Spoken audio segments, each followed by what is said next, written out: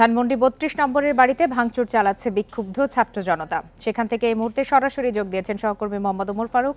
চলে যাচ্ছি তার কাছে। মোহাম্মদ ওমর ফারুক, ধানমন্ডি ৩২ নম্বরের বাড়িটি আমরা কিছুক্ষণ আগেও আপনার মাধ্যমে দেখেছি যে বিক্ষিপ্তভাবে ভাঙচুরের চেষ্টা চালানো হচ্ছে। সেখানে শিক্ষার্থীরা জড়ো হয়েছেন। সর্বশেষ সেখানকার পরিস্থিতি কেমন এবং আইন শৃঙ্খলা বাহিনীর উপস্থিতি কেমন চোখে পড়ছে? দেখুন, আমি এখানে অবস্থান করছি ঘন্টা দুয়েক ধরে। এখন সেই জায়গাটিতে এই বাড়িটির বিভিন্ন জায়গায় কিন্তু আগুন ধরিয়ে দেওয়া হয়েছে। আপনারা দেখতেই পাচ্ছেন সেখানে দাউ দাউ করে আগুন জ্বলছে এবং বিভিন্ন জায়গায় আগুন জ্বলছে, বিভিন্ন জায়গায় ভাঙচুর চালানো হয়েছে। এই বাড়িটিকে আসলে নিশ্চিহ্ন করে দেওয়ার জন্য যা যা প্রয়োজন সেটি কিন্তু করা হচ্ছে। আমি যদি একটু দেখানোর চেষ্টা করি, শুধু এই জায়গাটিতে নয় এবং প্রতিটি জায়গায় কিন্তু আগুন এবং জায়গায় কিন্তু ভাঙচুর চালানো হয়েছে এবং অনেকের হাতে লাঠি, হাতুড়ি, শাবল এবং বিভিন্ন জিনিস রয়েছে। যে বাড়ি ভাঙচুর করার জন্য যে একটি দালান কোঠা ভাঙচুর করার জন্য যে জিনিসপত্র প্রয়োজন সবই কিন্তু এখানে রয়েছে। বলছে যে এই বাড়িটি আসলে তারা আখ্যায়িত তাদের তীর্থস্থান হিসেবে এই বাড়িটি, যদিও সেই সময় মুক্তিযুদ্ধ বিজড়িত এই বাড়িটি, তারা বলছেন যে এই নিশ্চিহ্ন করে দেবেন এবং তারা বিভিন্ন আসবাবপত্র থেকে শুরু করে বিভিন্ন জিনিসপত্র কিন্তু নিয়ে যাচ্ছে এবং আপনারা দেখতে পাচ্ছেন যে পুরো জায়গাটিতে কিন্তু আগুন দাউ দাউ করে চলছে এবং আমরা এই মুহূর্তে যে জায়গাটিতে রয়েছে এবং বিভিন্ন জায়গায় আমি একটু দেখানোর চেষ্টা করি, বাড়িটি আসলে ধীরে ধীরে পুড়িয়ে দেওয়া হচ্ছে, ভাঙচুর করা হচ্ছে এবং বিভিন্ন অংশে তারা আসলে শাবল দিয়ে, হাতুড়ি দিয়ে আসলে ভাঙচুর করছে বিভিন্ন আসবাবপত্র। বলে আইন শৃঙ্খলা পরিস্থিতির কথা, এখানে কোনো ধরনের আইন শৃঙ্খলা বাহিনীর কেউ নেই এবং কোনো ধরনের তারা বাধার সম্মুখীন হয়নি।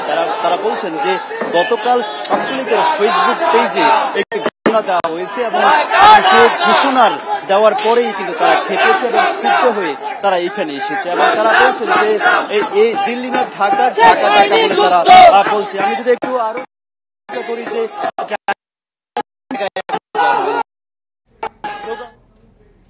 ধানমন্ডি ৩২ নম্বরের বাড়ি থেকে সরাসরি দেখাচ্ছিলাম আমরা। একই বিষয়ে আলোচনা করতে এই মুহূর্তে তেজগাঁ থেকে আমাদের সঙ্গে যোগ দিয়েছেন রাজনৈতিক বিশ্লেষক সায়েদ আব্দুল্লাহ। সায়েদ আব্দুল্লাহ, আপনাকে স্বাগত জানাচ্ছি ইন্ডিপেন্ডেন্ট টেলিভিশনে।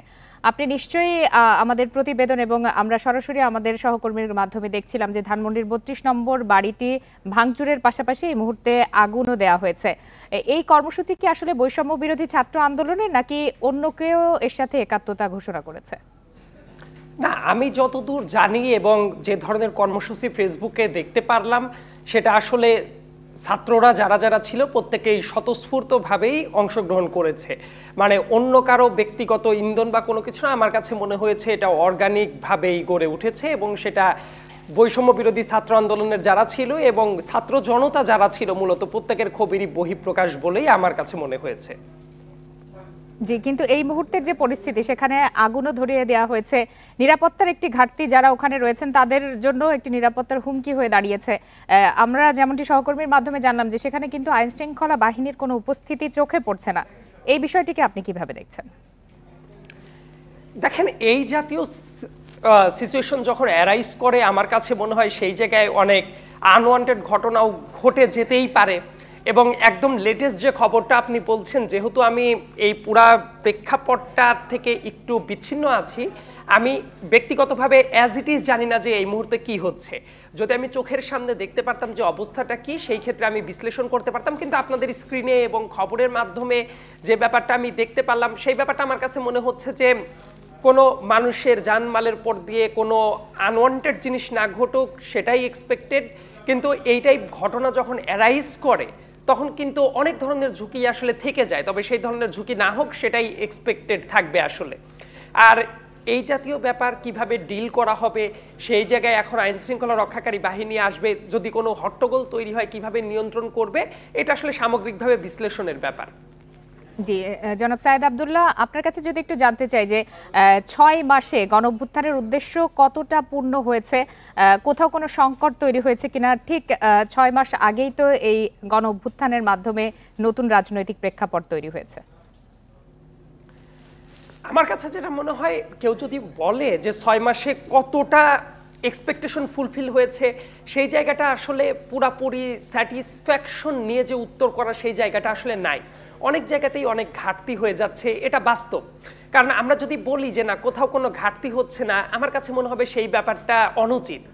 বিভিন্ন জায়গায় আক্ষেপের জায়গাটা আছে, তবে একটা ব্যাপার তো সত্য, 16 বছর ধরে যে জাহান্নাম দেশটাকে বানিয়ে ফেলা হয়েছিল, খুবই অল্প সময়ের ভেতরে সবকিছু ভালো হয়ে যাবে এটা সম্ভবত কেউই এক্সপেক্ট করে না।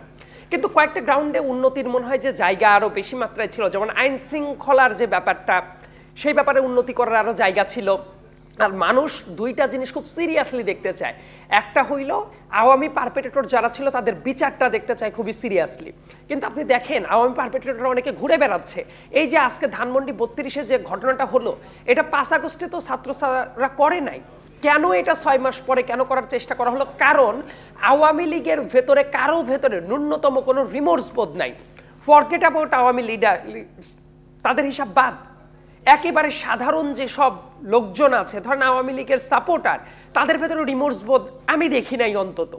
সো এই যে প্রচণ্ড ঘৃণা নিয়ে বেঁচে থাকে, ক্রোধ নিয়ে বেঁচে থাকে এবং মানুষের পর প্রতিশোধ নিতে হবে, এই টাইপ মনোভাব যাদের ভেতরে আছে, এটা তো তারই বহিঃপ্রকাশ। তারা যে ধরনের ঘোষণা দিচ্ছে, যেমন ধরেন আপনাদের সাংবাদিকেরাও যারা যারা ফিল্ডে ছিল, কাজ করেছে, আমি নিশ্চিত আপনি একটু খোঁজখবর নেন, দেখা যাবে অনেক সাংবাদিকদেরকে হুমকি দেয়, অনলাইনে হুমকি দেয়, বহু মানুষকে হুমকি দেয় যে আসলে অমক করবে তমক করবে।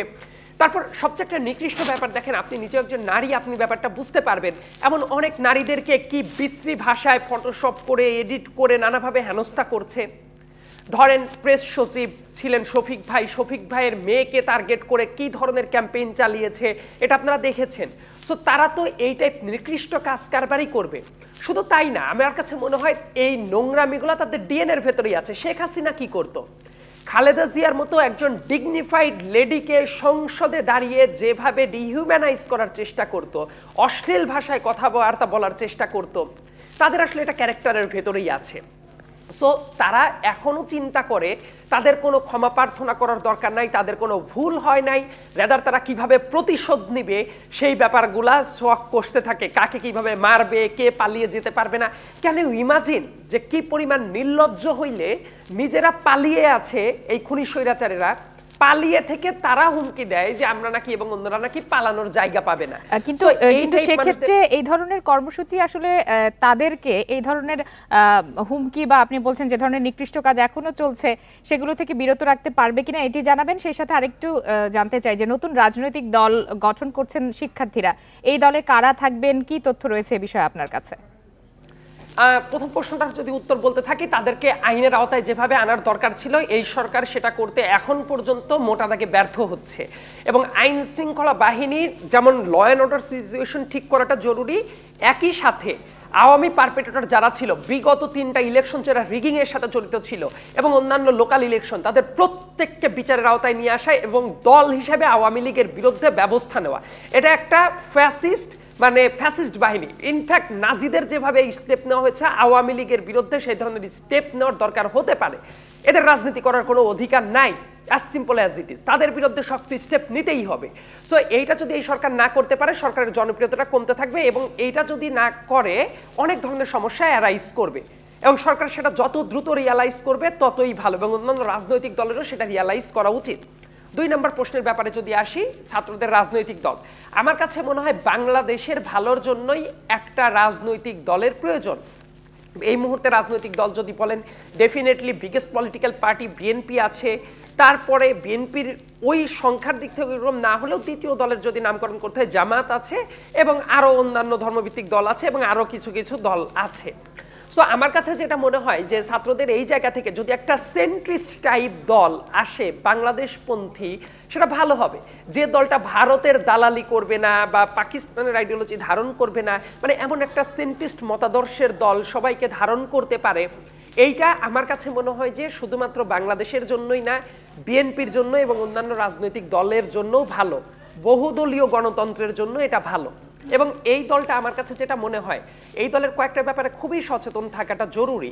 যেমন এইটা যাতে কোনো এজেন্সির খপ্পরে না পড়ে। বিগত দিনগুলোতে বাংলাদেশের রাজনৈতিক হিস্ট্রি আমি মোটামুটি পড়ার চেষ্টা করি আগ্রহ ভরে।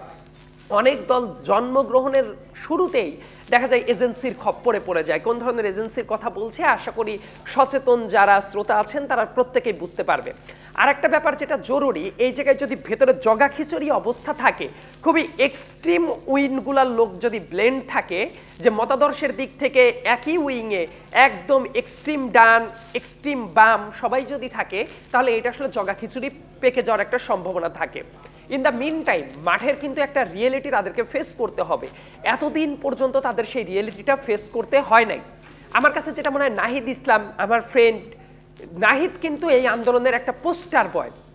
আমার কাছে মনে হয় এই দলটা যদি নাহিদ ইসলাম লিড করতে থাকে, এটা একটা ভালো ইমপ্রেশন গ্রো করবে।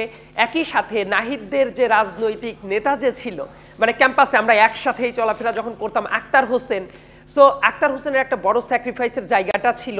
সো নাহিদ যদি বাইরে আসে, আক্তার হোসেনের মতো নেতাদেরকে যদি নিয়ে আসা হয়, আমার কাছে মনে হয় একটা গুড ইমেজ দাঁড় করাবে। তবে তাদের লিমিটেশনগুলোও কিন্তু বুঝতে হবে। মানে এই মুহূর্তে দল গঠন করার পরে যে ধরনের ইমিডিয়েট রিস্ক তারা ফিল করবে, কারণ এখনো তো যুদ্ধের ময়দানে পুরোপুরি নামে নাই, কিন্তু রাজনীতির ভেতরে যখন নেমে যাবে তখন কিন্তু রাজনৈতিক নানা সংকট তাদের মোকাবেলা করতে হবে, রাজনীতির মাঠেই তাদের ফাইটটা করতে হবে। সো এই ক্ষেত্রে অনেক পপুলিজমের চর্চা বাদ দিয়ে খুবই সেন্সিটিভ কাজ করতে হবে। তো এই জায়গাগুলো যদি ধীরস্থিরভাবে ডিসিশন না নিতে পারে, তাহলে মনে হয় যে একটা সংকটের জায়গা তৈরি হতে পারে। একই সাথে অন্যান্য রাজনৈতিক দলগুলোর সাথে কোন কোন জায়গায় ঐক্যমত হওয়া যায় সেই জায়গাটা ফাইন্ড আউট করতে হবে, কারণ বিভাজন সৃষ্টি করতে চাইলে, খুঁজতে চাইলে অনেক বিভাজন আসতে পারে। কিন্তু এবং যে রাজনৈতিক দলগুলো এই মুহূর্তে বাংলাদেশে রয়েছে, তাদেরও তো এই নতুন দলকে স্বাগত জানানোর মন মানসিকতা থাকতে হবে। জনাব সায়েদ আব্দুল্লাহ, আপনাকে অসংখ্য ধন্যবাদ আপনার মূল্যবান বিশ্লেষণের জন্য।